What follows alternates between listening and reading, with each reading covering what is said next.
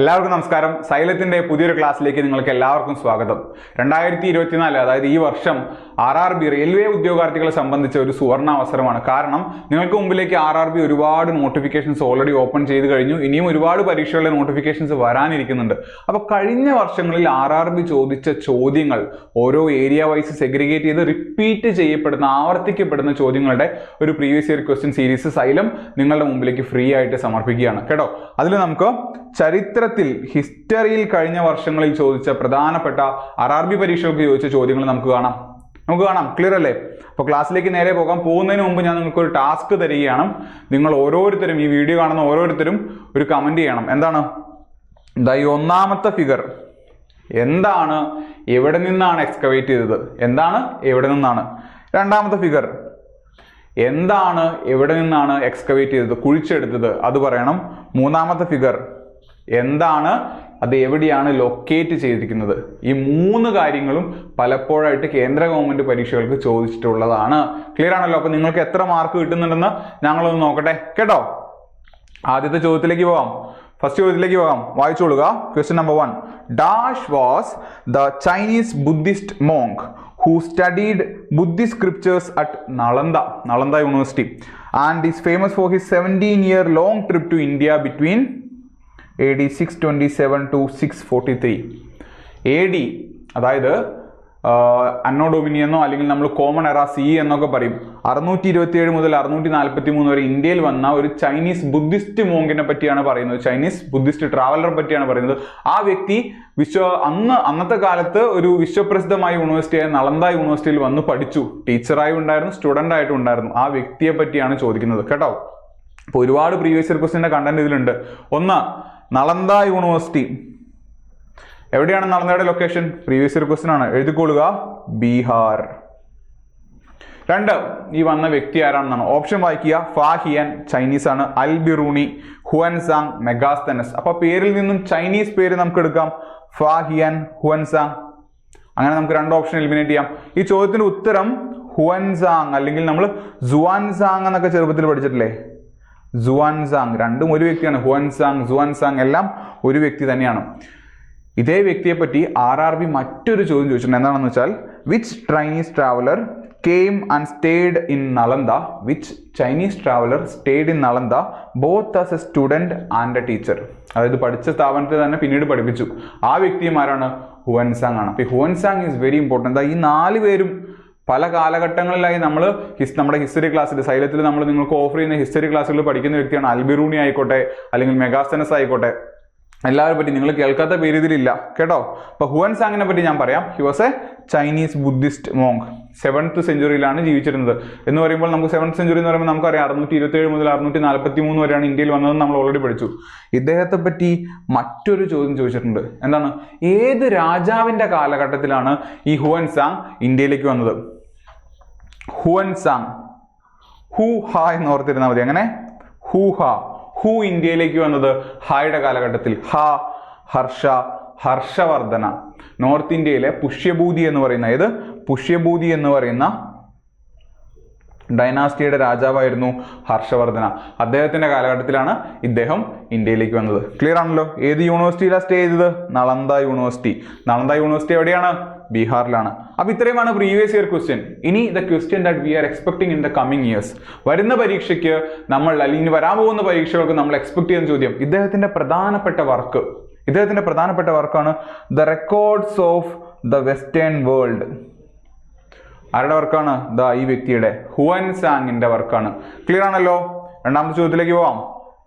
Second question.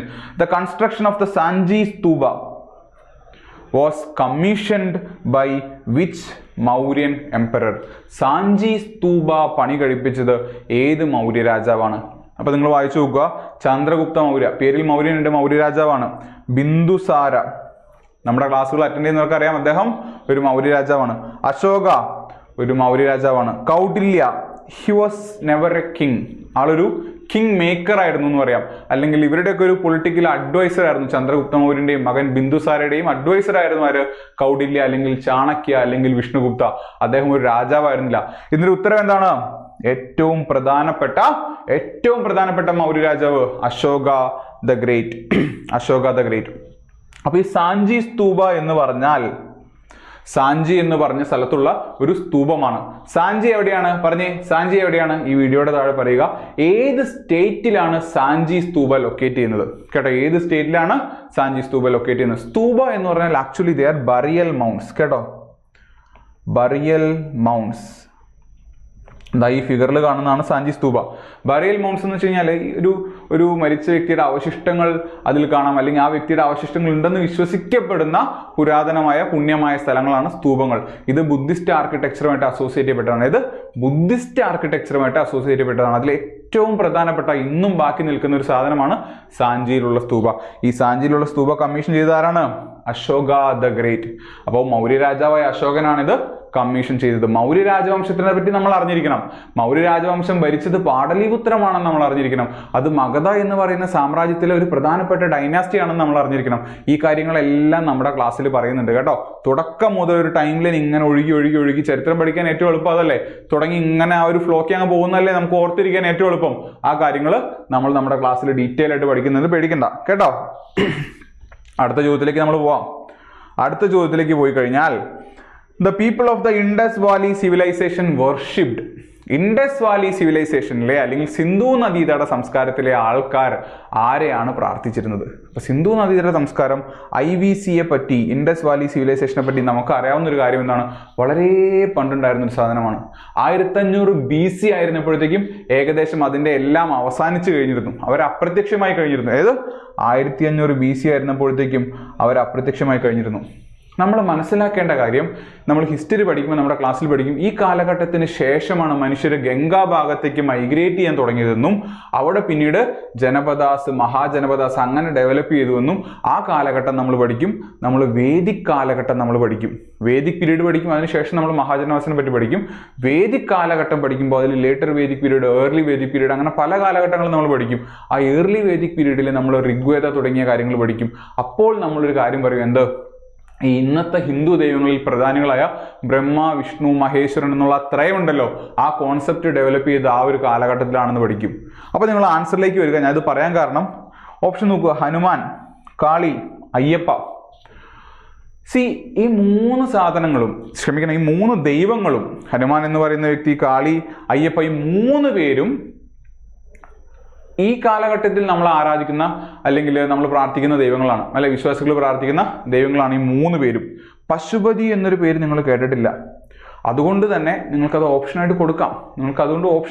ഈ ഒരു time line അറിഞ്ഞിരുന്നെങ്കിൽ, അതായത് ലേറ്റർ വേദിക്, ഏർലി വേദിക് പീരീഡിന് മുൻപാണ് ഇൻഡസ് വാലി എന്ന് അറിഞ്ഞാൽ നിങ്ങൾ തീർച്ചയായിട്ടും പശുപതിയിലേക്ക് പോകും. പശുപതി, പതി എന്ന് പറഞ്ഞാൽ എന്താണ്? ഗൃഹപതി, പ്രജാപതി, പശുപതി. പതി എന്ന് പറഞ്ഞാൽ പ്രൊട്ടക്ടർ എന്നാണ്. പതി, പ്രൊട്ടക്ടർ. പശുപതി, മൃഗങ്ങളുടെ സംരക്ഷകൻ. കേട്ടോ, ഇദ്ദേഹമാണ് പശുപതി. പശുപതി ശിവ എന്ന് പറയുന്ന ഒരു സീലാണ്, ഇൻഡസ് വാലി സിവിലൈസേഷനിലെ ഒരു സീലാണ്. അതിൽ ഈ വ്യക്തിയെ, ഈ പശുപതിയെ അവർ ആരാധിച്ചിരുന്നു എന്നാണ് ഹിസ്റ്റോറിയൻസിൽ പലരും വിശ്വസിക്കുന്നത്. ഈ സീലിലുള്ള മൃഗങ്ങളും വളരെ ഇമ്പോർട്ടൻ്റ് ആണ്. നിങ്ങൾ നോക്കിയാൽ, സൂക്ഷിച്ചു നോക്കിയാൽ നിങ്ങൾക്ക് മനസ്സിലാവും. ഇതൊരു റൈനോസെറസ് ആണ്, റൈനോ. ഇതൊരു ബഫല്ലോയാണ്, വാട്ടർ ബഫല്ലോ. എലിഫന്റ് ഉണ്ട്, ടൈഗർ ഉണ്ട്, ലയൺ ഇല്ല. എന്തില്ല? ലയൺ ഇല്ല. അതുപോലെ താഴെ ഇത് മാനാണെന്ന് വിശ്വസിക്കുന്നവരുണ്ട്, അല്ല ആടുകളാണെന്ന് വിശ്വസിക്കുന്ന ഹിസ്റ്റോറിയൻസും ഉണ്ട്. അപ്പൊ ഇത്രയും മൃഗങ്ങളുള്ള ഈ സീല് ഓർക്കുമ്പോൾ തന്നെ നിങ്ങൾ എന്ത് പറയണം? മൃഗങ്ങൾ, ഹിന്ദിയിൽ പശു എന്ന് പറയും. ഇപ്പോൾ പശുപതി, പ്രൊട്ടക്ടർ ഓഫ് ആനിമൽസ്, അദ്ദേഹത്തെയാണ് ഇൻഡസ് വാലി സിവിലൈസേഷനിൽ അവർ ആരാധിച്ചുകൊണ്ടിരുന്നത്. ഈ പശുപതിയുടെ സീൽ ഇങ്ങനെ കുഴിച്ച് ചെന്നപ്പോഴല്ലേ കിട്ടിയത്. അങ്ങനെ കുഴിച്ചപ്പോൾ ഈ സീല് കിട്ടിയ സ്ഥലത്തിന്റെ പേരാണ് എന്ത്? മോഹൻജൊദാരോ. മോഹൻജൊദാരോ നിങ്ങൾ കണ്ടിട്ടുണ്ടാവില്ല. ഹൃതിക് റോഷൻ ഒരു സിനിമയാണ് മോഹൻജൊദാരോ. അതിലും ഏകദേശം ഇതൊക്കെ തന്നെയാണ് കഥ. അവരുടെ അവസാനം എങ്ങനെയാണ്, ഇൻഡസ് വാലിയുടെ അവസാനം എങ്ങനെയാണ്, അതൊക്കെ തന്നെയാണ് ആ സിനിമയിൽ കാണിക്കുന്നത്. ഈ മോഹൻജൊദാരോ എന്ന് പാകിസ്ഥാനിലാണ്. ഇവിടെ നിന്ന് കുഴിച്ച് വേറെ ഒരുപാട് സാധനങ്ങൾ കിട്ടിയിട്ടുണ്ട്. അതെല്ലാം ഒന്നും പറയാൻ നമുക്ക് സമയമില്ല. കാരണം ഇത് പ്രീവിയസ് ഇയർ ക്വസ്റ്റ്യൻ ഡിസ്കഷൻ ആണല്ലോ. ആ കാര്യങ്ങളെല്ലാം നമുക്ക് നമ്മുടെ ക്ലാസ്സിൽ ഡിസ്കസ് ചെയ്യാം. കേട്ടോ, എല്ലാം നമുക്ക് നമ്മുടെ ക്ലാസ്സിൽ ഡിസ്കസ് ചെയ്യാം. ക്ലിയർ അല്ലേ? അപ്പൊ ആ ചോദ്യത്തിന് ഉത്തരം ക്ലിയർ ആണല്ലോ? പശുപതി. കേട്ടോ. 4 കഥോപനിഷത്ത് അല്ലെങ്കിൽ കഥ ഉപനിഷത്ത് captures the conversation between a young boy named Nachiketa and a god. Which of the following god is talking to Nachiketa? ഇത് കുറച്ച് ബുദ്ധിമുട്ടുള്ള ചോദ്യമാണ്. കാരണം വേദങ്ങൾ നമ്മൾ പഠിക്കും ഋഗ്വേദം, സാമവേദം, യജുർവേദം, പിന്നെ പറഞ്ഞേ ഏതാണ്? അഥർവവേദം. ഈ വേദങ്ങളിലേക്ക് ഏറ്റവും പുതിയതായിട്ട് എഴുതപ്പെട്ടതാണ്, ഫിലോസഫിക്കൽ എൻക്വയറീസ് ആണ് ഏത്? ഉപനിഷത്തുകൾ എന്ന് പറയുന്നത്. അതിലെല്ലാ ഉപനിഷത്തുകളും നമ്മൾ ഓർത്തിരിക്കേണ്ട കാര്യമില്ല. ചില പ്രധാനപ്പെട്ട 2-3 ഉപനിഷത്തുകളുണ്ട്. അതിൽ ഒരെണ്ണമാണ് ഏറ്റവും പ്രധാനപ്പെട്ടതാണ് കഥോപനിഷത്ത്. പേര് പറയുന്ന പോലെ തന്നെ ചില കഥകളാണ്. അതിൽ ഏറ്റവും പ്രധാനപ്പെട്ട കഥ നാച്ചികേത എന്ന് പറയുന്ന ഒരു പയ്യൻ ഒരു ദൈവത്തിനോട് സംസാരിക്കുന്നതാണ്. ആ ദൈവം ആരാണെന്നറിയോ? മരണത്തിന്റെ ദൈവം. ആരാണ്? യമൻ. Option A. കാലൻ എന്നൊക്കെ നമ്മൾ പറയില്ലേ, യമനുമായിട്ട് നച്ചികേതൻ സംസാരിക്കുന്ന അതിൽ ഏറ്റവും പ്രധാനപ്പെട്ട ഭാഗം, അതായത് ഈ ലോകം, പരലോകം, ആത്മാവ്, ബ്രഹ്മാവ് തുടങ്ങിയ കോൺസെപ്റ്റ് ഒക്കെ വെച്ചുള്ള ചെറിയൊരു രസകരമായിട്ടുള്ള കഥയാണ് കേട്ടോ. കഥ ഉപനിഷത്തിനെ പറ്റി നമ്മൾ എക്സ്പെക്ട് ചെയ്യുന്നൊരു ചോദ്യം, ഈ വേദങ്ങളുടെ ഭാഗമായിട്ടാണ് ഉപനിഷത്തുകൾ എഴുതി ചേർക്കപ്പെട്ടുള്ളതെന്ന് ഞാൻ പറഞ്ഞു. കഥ ഉപനിഷത്ത് ഏത് വേദത്തിന്റെ ഭാഗമാണ്? ഉത്തരം യജുർവേദം. റിച്വൽസിനെ സംബന്ധിക്കുന്ന വേദമാണ്, ആചാരാനുഷ്ഠാനങ്ങളെ സംബന്ധിക്കുന്ന വേദമാണ് യജുർവേദം. യജുർ എന്നൊക്കെ പറയാൻ നമുക്കറിയാം, യജുർ ഒരു മന്ത്രം പോലെയല്ലേ, റിച്വൽസ്, ആചാരങ്ങൾ എന്ന് ഓർത്തിരുന്നാൽ മതി. ആ വേദത്തിന്റെ ഭാഗമാണ് ഏത്? കഥ ഉപനിഷത്ത് കേട്ടോ. ഇതാണ് അതിൻ്റെ ഒരു ഹിസ്റ്ററിക്കൽ റെപ്രസെൻറ്റേഷൻ. യമനോട് ഈ വ്യക്തി സംസാരിക്കുന്നതാണ്. നിങ്ങൾ ഓർത്തിരിക്കേണ്ട മറ്റൊരു ഉപനിഷത്ത് ഞാൻ പറയാം. അതിൻ്റെ പേരാണ് മുണ്ടക ഉപനിഷത്ത്. എന്താണ്? മുണ്ടക ഉപനിഷത്ത്. എഴുതിക്കൊള്ളുക, മുണ്ടക ഉപനിഷത്ത്. എന്താ പ്രത്യേകത? സത്യമേവ ജയതേ എന്ന് കേട്ടിട്ടുണ്ടോ? നിങ്ങളിൽ പലരും അത് പറഞ്ഞു കാണും അല്ലേ? സത്യമേവ ജയതേ, നമ്മുടെ ഇന്ത്യൻ നാഷണൽ എംബ്ലത്തിൽ മോട്ടോയിൽ കാണുന്ന സത്യമേവ ജയതേ എന്ന് പറയുന്ന ആ ഒരു വാക്യം നമ്മൾ കടം കൊണ്ടത് എവിടെ നിന്നാണ്? മുണ്ടക ഉപനിഷത്തിൽ നിന്നുമാണ് കേട്ടോ. മുണ്ടക ഉപനിഷത്തിൽ നിന്നുമാണ്. അപ്പൊ നിങ്ങൾ മറ്റൊരു കാര്യം കമന്റ് ചെയ്യുക, മുണ്ടക ഉപനിഷത്ത് ഏത് വേദത്തിന്റെ ഭാഗമാണ്? Mundaka Upanishad is part of which of the following Vedas? ഏത് വേദത്തിന്റെ ഭാഗമാണ് മുണ്ടക ഉപനിഷത്ത്? കേട്ടല്ലോ. ഓരോ ക്ലാസ്സിലും ഇതുപോലെ ടാസ്ക് തരും, അത് ചെയ്യണം, തീർച്ചയായിട്ടും അത് ചെയ്യണം കേട്ടോ. അടുത്ത ചോദ്യത്തിലേക്ക് വരാം. The Dash architecture mainly consists of Chaityas, Viharas, Stubas, Stambas.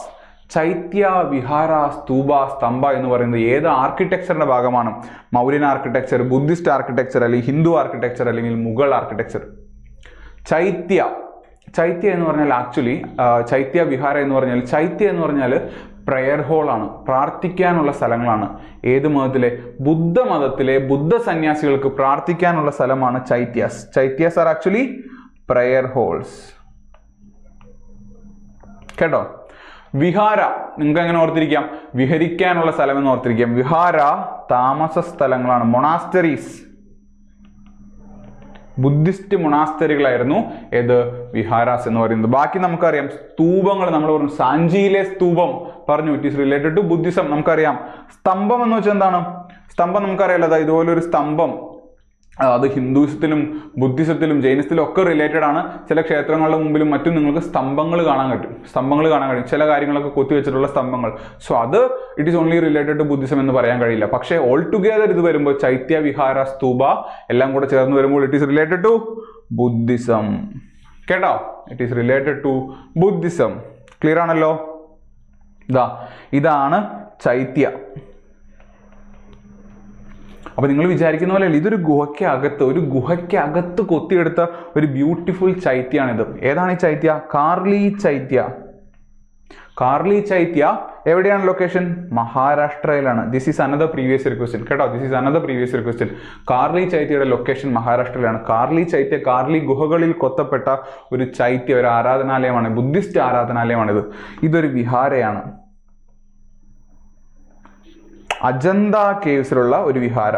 Ajanta caves എവിടെയാണ്? അതും മഹാരാഷ്ട്രയിലാണ്. It is a UNESCO world heritage site കേട്ടോ. യുനെസ്കോയുടെ വേൾഡ് ഹെറിറ്റേജ് സൈറ്റിൽ ആദ്യമായിട്ട് ഉൾപ്പെടുത്തിയ സ്മാരകങ്ങളിൽ, മോണുമെന്റ്സിൽ ഒന്നാണ് ഇത് അജന്ത കേവ്സ്. ഇവിടെ നമുക്ക് ബുദ്ധിസ്റ്റ്, ഹിന്ദു, ജൈൻ ട്രഡീഷൻസ് എല്ലാം കാണാൻ കഴിയും. അതിലൊരു ബുദ്ധിസ്റ്റ് ട്രഡീഷനാണ് ഈ ഒരു വിഹാരയാണിത്. അതും ഗുഹകളിലാണ് അന്നത്തെ കാലഘട്ടത്തിൽ. കാരണം സ്ട്രക്ചറിൽ ഇന്നീ പറയുന്ന പോലെ ബിൽഡിങ്ങുകൾ മാറ്റിപ്പണിത് ക്ഷേത്രങ്ങളും അല്ലെങ്കിൽ അതിനോടനുബന്ധിച്ച് ആരാധനാലയങ്ങൾ പണിയുന്ന ഒരു രീതി എത്തിയിട്ടില്ല. ഗുഹകളിലാണ് കൂടുതലും ഇത് കണ്ടുവരുന്നത്. ക്ലിയർ ആണല്ലോ?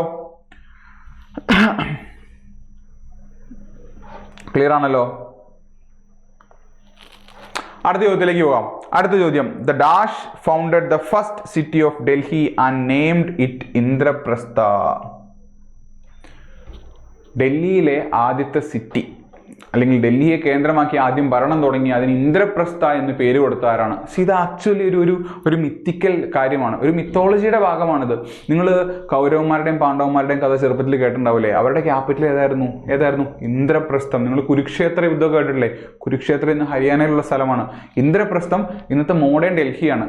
അപ്പൊ നമുക്ക് ഇങ്ങനത്തെ മിത്തോളജിക്കൽ കാര്യങ്ങളിൽ നിന്ന് ചോദ്യം ചോദിച്ചിട്ടുണ്ട് എന്നുള്ളതിന് തെളിവ് വയ്ക്കാനാണ് ഞാൻ നിങ്ങൾക്ക് ഈ പ്രീവിയസ് ഇയർ ക്വസ്റ്റ്യൻ വച്ചിട്ടുള്ളത്. അപ്പൊ ആരാണ് ഇന്ദ്രപ്രസ്ഥത്തിൽ അത് ആരംഭിച്ചത്? ആരാണ്? യുധിഷ്ഠിരൻ എന്ന് പറയുന്ന രാജാവാണ്. യുധിഷ്ഠിരൻ ആരുടെ രാജാവായിരുന്നു? പാണ്ഡവന്മാരുടെ രാജാവായിരുന്നു. ഓപ്ഷൻ നോക്കുക, Portuguese. You can actually eliminate. കാരണം പോർച്ചുഗീസ് വരുന്നതിന് മുമ്പ് നമുക്ക് മുഗൾസ് ഉണ്ട് അല്ലേ?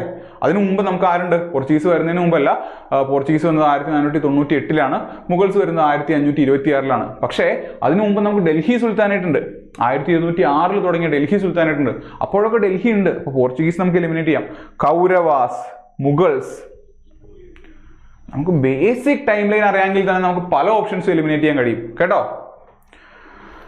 അപ്പൊ ദാ യുധിഷ്ഠിരൻ, ഭീമൻ, അർജുനൻ, നകുലൻ, സഹദേവൻ എല്ലാവരും ഉണ്ട്. അപ്പൊ ആരാണിവർ? ആരാണ് ഈ സ്ത്രീ? കമന്റ് ചെയ്യുക. ആരാണ് ഈ സ്ത്രീ എന്നുള്ളത് നിങ്ങൾ കമന്റ് ചെയ്യുക. അങ്ങനെ പാണ്ഡവാസാണ് ഇന്ദ്രപ്രസ്ഥത്തിന്റെ അത് സ്ഥാപിച്ചതെന്ന് നമുക്ക് പറയാം കേട്ടോ. ക്ലിയർ ആണല്ലോ. അടുത്ത ചോദ്യം.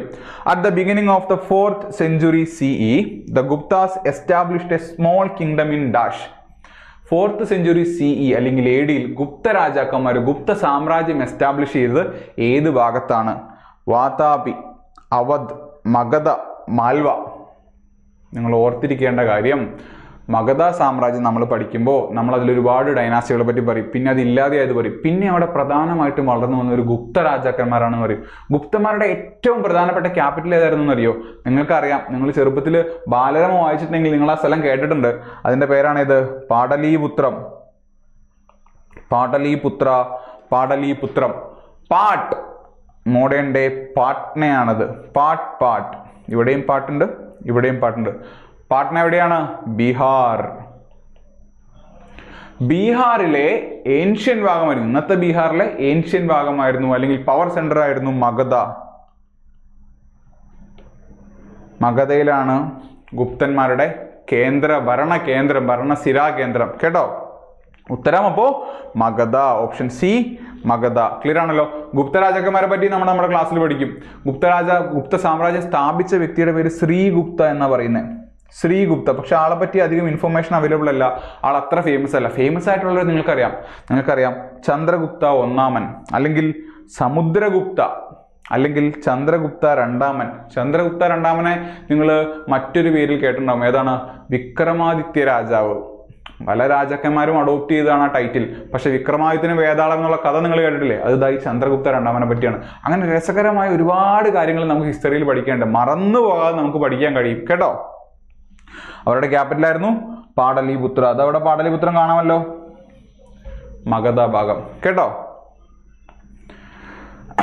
എട്ടാമത്തെ ചോദ്യം. One of the earliest explorers who visited India was Megasthenes. Which country did he hail from? Megasthenes എന്നുള്ള പേര് നിങ്ങൾ നോക്കി, അതൊരു ഇന്ത്യൻ പേരല്ല. ഏത് രാജ്യത്തു നിന്നാണ് വന്നത്? Egypt, Spain, Greece, Italy. ഉത്തരം ഗ്രീസ്. കഥ ഞാൻ പറഞ്ഞുതരാം കേട്ടോ. കഥ ഇത്രേ ഉള്ളൂ. അലക്സാണ്ടർ ദ ഗ്രേറ്റിനെ പറ്റി കേട്ടിട്ടുണ്ടല്ലോ. മൂപ്പര് മാസിഡോണിയയിൽ നിന്നും യാത്ര ചെയ്ത് ഇന്ത്യയിലേക്ക് എത്തി, പല സ്ഥലങ്ങളും കീഴടക്കി. പിന്നെ മൂപ്പര് തിരിച്ചുപോയി. അതൊക്കെ നമ്മൾ പഠിക്കും കേട്ടോ. ആ യുദ്ധങ്ങളൊക്കെ നമ്മൾ പഠിക്കും. മൂപ്പര് തിരിച്ചുപോയപ്പോൾ ആളുടെ പിന്തുടർച്ചക്കാരുണ്ട്, ഗ്രീക്ക് ഒറിജിനുള്ള കുറെ പേര്. അങ്ങനെ ഒരു രാജാവ് ഉണ്ടായിരുന്നു. ആ രാജാവിന്റെ പേരാണ് സിലിയൂക്കസ് വൺ നിക്കേറ്റർ. ഒരു ഇന്ത്യൻ പേരെ അല്ലല്ലോ, അതൊരു ഗ്രീക്ക് രാജാവാണ്. സിലിയൂക്കസ് വൺ നിക്കേറ്റർ. ആ വ്യക്തിയുടെ അംബാസഡർ ആയിരുന്നു ആര്? മെഗാസ്തനസ്. ഗ്രീക്ക് രാജാവായിരുന്ന സിലിയൂക്കസ് നിക്കേറ്റർ ഒന്നാമന്റെ അംബാസഡർ ആയിട്ട് മെഗാസ്തനസ് എങ്ങോട്ട് പോയി? പാടലീപുത്രത്തിലേക്ക് പോയി. കാരണം അന്നത്തെ മൗര്യ രാജാവായിരുന്ന ചന്ദ്രഗുപ്ത മൗര്യന്റെ കോർട്ടിലേക്കാണ് ആള് പോയത് കേട്ടോ. അതിൻ്റെ പിന്നിൽ ഒരു രസകരമായിട്ടുള്ള കഥയുണ്ട്, ഞാൻ പറഞ്ഞു തരാം. ചന്ദ്രഗുപ്ത മൗര്യൻ ഇദ്ദേഹത്തെ സെല്യൂക്കസ് വണ്ണിനെ യുദ്ധത്തിൽ തോൽപ്പിക്കുകയും സെല്യൂക്കസ് തൻ്റെ മകളെ ചന്ദ്രഗുപ്ത മൗര്യന് കല്യാണം കഴിച്ചു കൊടുക്കുകയും ചെയ്തു. അതിനുശേഷമാണ് മെഗാസ്തനസിനെ കോർട്ടിലേക്ക് അയക്കുന്നത്. അപ്പോൾ ഒരുപക്ഷെ തൻ്റെ മകൾ പോയി നിൽക്കുന്ന സ്ഥലം സേഫ് ആണോ എന്ന് അറിയാൻ വേണ്ടിയായിരിക്കാം അദ്ദേഹത്തിനെ അയച്ചത്. എന്നിരുന്നാലും സെല്യൂക്കസ് വൺ നിക്കേറ്ററിന്റെ അംബാസഡറാണ് മെഗാസ്തനസ്. ആരുടെ കോർട്ടിലേക്ക് പോയി? മൗര്യന്മാരുടെ കോർട്ടിലേക്ക്, ചന്ദ്രഗുപ്ത മൗര്യന്റെ കോർട്ടിലേക്ക്. അങ്ങനെ ആ കോർട്ടിലെത്തി അവിടുത്തെ കാര്യങ്ങൾ കണ്ടുപഠിച്ച് മനസ്സിലാക്കി അദ്ദേഹം ഒരു ബുക്കിൽ എഴുതി വെച്ചു, വിവരിച്ചു വെച്ചു. ആ ബുക്കിന്റെ പേരാണ് ഇൻഡിക്ക. ടാറ്റ ഇൻഡിക്ക കാറില്ലേ, അത് തന്നെ ഇൻഡിക്ക. ചിലപ്പോൾ സ്പെല്ലിംഗ് ഇതാ INDIK എന്നും പറയാറുണ്ട്. ഇൻഡിക്ക എഴുതിയ വ്യക്തി ആരാണ്? മെഗാസ്തനസ് ആണ്. I'm bringing you to another previous year question. RRBയുടെ തന്നെ പ്രീവിയസ് ഇയർ ക്വസ്റ്റ്യൻ ആണ്. Megasthenes who wrote the famous treatise Indica about India originally belong to which country? ഉത്തരം ഗ്രീസ്. ആരുടെ അംബാസഡറാണ്? Seleucus one Nicator. Who was the author of Indica? ഉത്തരം Megasthenes. So ഒരു വ്യക്തിയെ പറ്റി ഇത്രയധികം ചോദ്യങ്ങളാണ് ചോദിച്ചിട്ടുള്ളത്. അപ്പോൾ ആ വ്യക്തിയുടെ ഒരു പ്രാധാന്യം ഏൻഷ്യൻ ഇന്ത്യയിൽ നിങ്ങൾക്ക് മനസ്സിലാകുന്നുണ്ടല്ലോ. അടുത്ത ചോദ്യത്തിലേക്ക് പോകാം. അടുത്ത ചോദ്യം, in ancient times the area to the south of the Ganga was known as? Ganga നദിയുടെ സൗത്തിലേക്ക് നമുക്ക് ഉണ്ടായിരുന്ന ഏരിയ എന്താ വിളിക്കുന്നത്? ഉത്തരം മഗധ എന്നാണ്. ഇത് നിങ്ങൾ കാണാതെ പഠിക്കേണ്ട കാര്യമില്ല, ഞാൻ നിങ്ങൾക്ക് വിത്ത് പ്രൂഫാണ് തരുന്നത്. 6ാം ക്ലാസ്സിലെ NCERT വായിച്ചു കഴിഞ്ഞാൽ, 6ാം ക്ലാസ്സിലെ NCERT ഇതേ പ്രൂഫ് കിടക്കുന്നുണ്ട്, ഈ ലിങ്ക്. ആ ലിങ്കിൽ നിങ്ങൾ പോയി കഴിഞ്ഞാൽ ഈ 6ാം ക്ലാസ്സിലെ NCERT ഹിസ്റ്ററി ഓപ്പൺ ചെയ്യുക. അത് നിങ്ങളതാ ഇങ്ങനെ ഒരു കണ്ടന്റിലേക്ക് കൊണ്ടുപോകും. അതിൽ സിമ്പിളായിട്ട് പറയുന്ന നോക്കുക. ഗംഗാ നദിയെ പറ്റി പറഞ്ഞു കഴിഞ്ഞിട്ട് ഹിസ്റ്ററിയിൽ പറയുകയാണ്, in ancient times the area along these rivers to the south of the Ganga was known as Magadha. നമ്മുടെ ചോദ്യം എന്താണ്?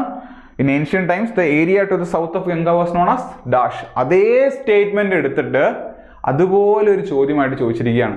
NCERTയുടെ പ്രാധാന്യം മനസ്സിലായോ? നമ്മുടെ ക്ലാസ്സുകളിൽ NCERTയിലെ പ്രധാനപ്പെട്ട എല്ലാ കണ്ടന്റും നമ്മൾ എടുത്തിട്ടുണ്ട് കേട്ടോ. NCERTയിലെ എല്ലാ പ്രധാനപ്പെട്ട കണ്ടന്റും നമ്മൾ എടുത്തിട്ടുണ്ട്. അതുകൊണ്ടാണ് ഞാൻ വിത്ത് പ്രൂഫ് നിങ്ങളോട് പറയുന്നത്. NCERT നമുക്ക് അങ്ങനെ എളുപ്പത്തിൽ ഇഗ്നോർ ചെയ്യാൻ കഴിയുകയില്ല. 10ാമത്തെ ചോദ്യത്തിലേക്ക് വരാം. Into how many books or mandalas is the Rigveda divided? Rigveda എന്ന് പറയുന്നതിന്റെ പ്രത്യേകത എന്താണ്? It is the oldest Veda. ഏറ്റവും പഴയ വേദമാണ് ഋഗ്വേദം. അത് പല ബുക്കുകളിലായിട്ട് എഴുതിയിട്ടുള്ളത്. അതിനെ ആ ബുക്കുകളെ മണ്ഡലങ്ങൾ എന്ന് വിളിക്കും. മണ്ഡലാസ്. എത്ര മണ്ഡലങ്ങൾ ഉണ്ടായിരുന്നു? ഉത്തരം എഴുതിക്കൊള്ളുക, 10 മണ്ഡലങ്ങൾ. ഞാനിപ്പോൾ പറഞ്ഞു തന്നെയാണ് previous year question. The dash is the oldest non Vedic Sanskrit text. വേദങ്ങൾ എഴുതപ്പെട്ട ഭാഷ ഏതാണ്? സംസ്കൃത ഭാഷയാണല്ലേ. സംസ്കൃതത്തിന്റെ കുറച്ചുകൂടി ഒരു പഴയൊരു ഫോമാണ് വേദിക് സംസ്കൃതം. വേദങ്ങൾ എഴുതാൻ ഉപയോഗിച്ച സംസ്കൃതം. അതിൽ ആദ്യം എഴുതപ്പെട്ടത് ഏറ്റവും പഴയ വേദമായിരിക്കുമല്ലോ. ഏറ്റവും പഴയ വേദം ഏതാണ്? ഋഗ്വേദം. ഋഗ്വേദത്തിന് പല മണ്ഡലങ്ങളായിട്ട്, പല ബുക്കുകളായിട്ട് തിരിച്ചിരിക്കുന്നു. എത്ര മണ്ഡലങ്ങൾ? 10 മണ്ഡലങ്ങൾ കേട്ടോ. 10 മണ്ഡലങ്ങളുള്ള 1028 മന്ത്രങ്ങൾ അല്ലെങ്കിൽ സൂക്തങ്ങളുള്ള ഏകദേശം 10600 മന്ത്രങ്ങളുള്ള ഒരു വർക്കാണ്, ഒരു വലിയൊരു വർക്കാണ് ഇത് ഋഗ്വേദം. അപ്പം നിങ്ങൾ ഈ 10600 എന്ന് ഓർത്തിരുന്നെങ്കിലും എനിക്ക് തോന്നുന്നില്ല അത്രയും ഇൻഡെപ്ത് ആയിട്ട് ചോദിക്കുന്നു. പക്ഷെ 10 മണ്ഡലങ്ങളും 1028 സൂക്തങ്ങളും ഉണ്ടായിരുന്നു നിങ്ങൾ ഓർത്തിരിക്കണം. 10 മന്ത്രങ്ങളും അതിൽ 1028 സൂക്തങ്ങളും ഉണ്ടായിരുന്നു എന്ന് നിങ്ങൾ ഓർത്തിരിക്കണം കേട്ടോ. നമ്മുടെ അവസാനത്തെ ചോദ്യത്തേക്ക് വരാം. അവസാനത്തെ ചോദ്യമാണ് ഏൻഷ്യൻ ഇന്ത്യയിലെ അവസാന ചോദ്യം. The battle of 10 kings as referred to in the Rigveda was fought on the banks of the river. ഋഗ്വേദത്തിൽ പറയുന്ന ഒരേ ഒരു പ്രധാനപ്പെട്ട യുദ്ധം അല്ലെങ്കിൽ ഏറ്റവും പ്രധാനപ്പെട്ട യുദ്ധം, ചെറിയ ചെറിയ കാര്യങ്ങളൊക്കെ മെൻഷൻ ചെയ്യുന്നുണ്ടെങ്കിലും നമ്മുടെ പരീക്ഷയ്ക്ക് വേണ്ടി നമ്മൾ അറിഞ്ഞിരിക്കേണ്ട ഏറ്റവും പ്രധാനപ്പെട്ട യുദ്ധം ദ ബാറ്റിൽ ഓഫ് 10 കിങ്സ്, 10 രാജാക്കന്മാരുടെ യുദ്ധം ഏത് നദിയുടെ തീരത്താണ്? ഓപ്ഷൻ വിതസ്ത, അസ്കിനി, പരുഷിനി, വിപാസ. ഒരു നദിയും കേട്ടിട്ടില്ല അല്ലേ? എന്നാൽ ഞാൻ പറയട്ടെ, ഝേലം നദി കേട്ടിട്ടുണ്ടോ? ചെനാബ്, രവി, ബിയാസ്, സത്ലജ് കേട്ടിട്ടുണ്ടോ? ഇൻഡസ് കേട്ടിട്ടുണ്ടോ? കേട്ടിട്ടുണ്ട്. കാരണം ഈ നദികളെ നമ്മൾ അറിയുന്നത് ഈ പേരിലാണ്, മോഡേൺ നെയിം. ഇൻഡസ് നദിയും അതിൻ്റെ ട്രിബ്യൂട്ടറീസ് ഈ മാപ്പിൽ നിങ്ങൾക്ക് കാണാൻ കഴിയും. അവരുടെ ഏൻഷ്യൻ പേരുകൾ നമ്മൾ അറിയണം. നദീസൂക്തം എന്ന് പറയുന്ന ഒരു സൂക്തത്തിൽ ഋഗ്വേദത്തിൽ ഇവരുടെ പേരുകൾ പറയുന്നുണ്ട്. ഏതൊക്കെയാണ്? വിതസ്ത, അസ്കിനി, പരുഷിനി, വിപാസ, സുദുദ്രി. ആരൊക്കെയാണത്? ഝേലം, ചെനാബ്, രവി, ബിയാ, സത്ലജ്. വിതസ്ത, അസ്കിനി, പരുഷിനി, വിപാസ, സുദുദ്രി അല്ലെങ്കിൽ സുദുഷ്രു എന്നൊക്കെ പറയും. അതിലെ പ്രധാനപ്പെട്ട നദിയാണ് ഏത് മക്കളെ? രവി നദി. രവി നദിയുടെ പേരെന്താണ്? പരുഷിനി അല്ലെങ്കിൽ പുരുഷിനി. പരുഷിനി അല്ലെങ്കിൽ പുരുഷിനി നദിയുടെ തീരത്ത് വെച്ചിട്ടാണ് ബാറ്റിൽ ഓഫ് 10 കിങ്സ് നടന്നത്. 10 രാജാക്കന്മാരുടെ യുദ്ധം കേട്ടോ. രവി നദി എന്ന് നമ്മൾ ഓർത്തിരിക്കാം, ദ റിവർ രവി. പക്ഷേ അങ്ങനെ ഓർത്തിരുന്നാൽ കൂടെ ഒരു പ്രശ്നമുണ്ട്. എന്താണ്? അതിൻ്റെ ഏൻഷ്യൻ നെയിം നമ്മൾ ഓർത്തിരിക്കണം. അപ്പോൾ അതൊക്കെ നമുക്ക് എളുപ്പത്തിൽ പഠിക്കാം. നമ്മുടെ ക്ലാസ്സുകളിൽ ഇതെല്ലാം നമ്മൾ പറഞ്ഞു തരുന്നുണ്ട്. ക്ലിയർ ആണല്ലോ? അപ്പോൾ ഇതൊക്കെയാണ് റിപ്പീറ്റഡ് ആയിട്ട് ചോദിക്കുന്ന ചോദ്യം. ഒരു ചോദ്യത്തിന് തന്നെ പല ഡയമെൻഷൻസ് ഞാൻ നിങ്ങൾക്ക് പറഞ്ഞു തന്നു. മനസ്സിലായി? ഒരു ചോദ്യത്തിനെ എങ്ങനെ പല രീതിയിൽ അവർ അപ്രോച്ച് ചെയ്യുന്നു. ഒരു സെയിം കോൺസെപ്റ്റിൽ നിന്നും, മെഗാസ്തനസിൽ നിന്നും ഇന്ത്യക്കയിൽ നിന്ന് മെഗാസ്തനസ്, അവിടെ നിന്നും ഗ്രീസ്, ഇനി ഒരുപക്ഷെ സിലിയൂക്കസ് നിക്കേറ്ററിലേക്ക് പോകാം. ഇത്രേ ഉള്ളൂ. അല്ലാതെ നിങ്ങൾ പേടിക്കേണ്ട കാര്യമൊന്നുമില്ല. ഒരു കോൺസെപ്റ്റിനെ മാന്യമായ രീതിയിൽ നല്ലപോലെ മനസ്സിലാക്കി കഴിഞ്ഞാൽ നിങ്ങൾക്ക് അതിൻ്റെ ഏത് ഡയമെൻഷനിൽ നിന്ന് ചോദിച്ചാലും ഉത്തരം കിട്ടും കേട്ടോ. അപ്പോൾ ഇങ്ങനെയുള്ള ചോദ്യങ്ങളുമായിട്ട് നമുക്ക് വരും ക്ലാസ്സുകളിൽ കാണാം. അതുവരേക്കും നല്ലപോലെ പഠിക്കുക. All the best. Good bye.